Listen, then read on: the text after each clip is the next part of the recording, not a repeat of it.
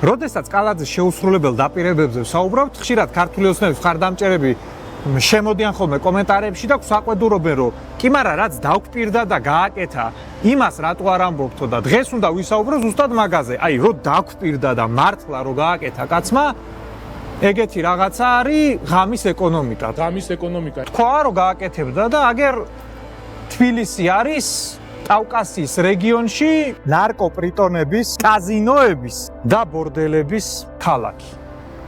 არა და იყო დრო, როცა თბილისი კავკასიის დედაქალაქი იყო კულტურის და განათლების კუთხე.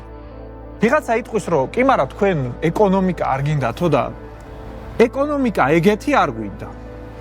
ეგება ფული ისე ვიშოვოთ, რომ წამლის ბარიგობა და პროსტიტუცია არ გავრიოთ მაგ საქმეში.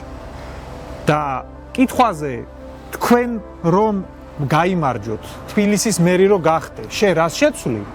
პასუხი მარტივია. ახლა კლუბი ბასიანიდან კვირაში ერთხელ გვამი რომ გამოაქვს ძედოზირებით, ეგ აღარ იქნება, იმიტომ რომ კლუბი ბასიანიც აღარ იქნება. კონსერვატორების საქართველოსთვის